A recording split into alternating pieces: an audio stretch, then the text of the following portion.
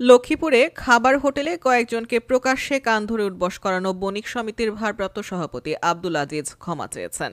বুধবার ১২ মার্চ রাতে জেলা পুলিশের হস্তক্ষেপে সদর থানা এলাকায় ভুক্তভোগী দুজনের কাছে ক্ষমা চান তিনি। ক্ষমা চাওয়ার সেই ভিডিওতে দেখা যায় ভুক্তভোগী দুজনকে দুপাশে রেখে অভিযুক্ত আব্দুল আজিজ বলছেন, রমজানের পবিত্রতা রক্ষায় এমনটা করেছি, নিজের ভুল বুঝতে পেরেছি। এ সময় এ ঘটনার জন্য ক্ষমা চান তিনি। এ ধরনের ঘটনার পুনরাবৃত্তি হবে না বলেও অঙ্গীকার করেন তিনি। এ বিষয়ে সদর মডেল থানার ভারপ্রাপ্ত কর্মকর্তা ওসি আব্দুল মোন্নাফ বলেন, আজিজকে থানায় আটক করে আনা হয়েছিল।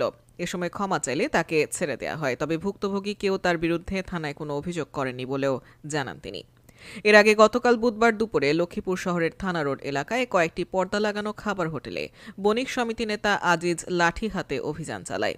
এ সময় কয়েকজন যুবক বৃদ্ধকে হোটেল থেকে বের করে রাস্তায় প্রকাশ্যে কান ধরে উঠবস করতে বাধ্য করেন তিনি। ঘটনাটির ভিডিও সামাজিক যোগাযোগ মাধ্যমে ছড়িয়ে পড়লে শুরু হয় সমালোচনা। এছাড়া জাতীয় ও আন্তর্জাতিক বিভিন্ন গণমাধ্যমে এই ঘটনার সংবাদ প্রকাশিত হলে রাতেই সদর থানা পুলিশ তাকে আটক করে থানায় নিয়ে যায়।